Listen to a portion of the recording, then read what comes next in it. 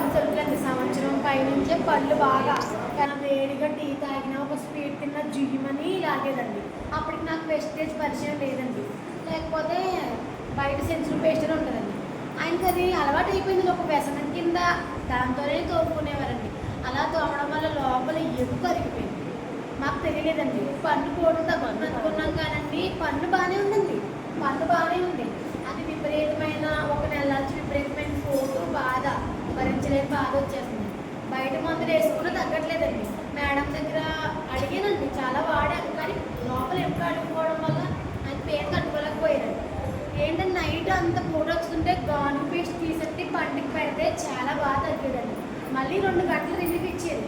మళ్ళీ 2 గంటల తర్వాత మళ్ళీ పోటు వచ్చేది. అప్పుడు నేను ఆత్రేయపురంలో మాకు తెలిసిన మెడికల్ హాస్పిటల్ ఉంటే అక్కడ తీసుకెళ్ళాను. తీసుకెళ్తే స్కాన్ చేశారు. స్కాన్ చేసి అమ్మ ఎముక అరిగింది అంటే, మా ఫ్రెండ్స్ అంటే ఎముక అరగడం ఏంటి, పళ్ళకి ఎముక అరగడం ఏంటి, అంతలా తోమేస్తారో ఎడకని మాడేవారు.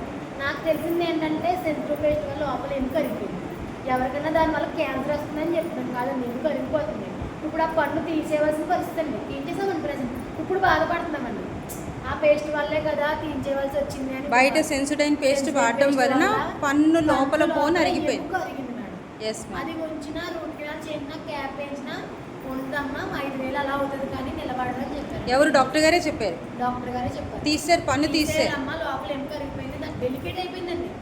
పన్ను మొత్తం లూజ్ అయిపోయింది మేడం. తట్టుకోలేదు బాధండి. ఇంకా బాధ తట్టుకోలేక పన్ను తీసేసి. మరి ఇప్పుడు ఏ పేస్ట్ వాడుతున్నారండి? గాను పేస్ట్ మేడం. మన వేస్టేజ్లో ఉన్నవండి గాను పేస్ట్ అని పేరు తగ్గడానికి వాడారు మేడం. అప్పటి నుంచి గాను పేస్టే వాడుతున్నారు.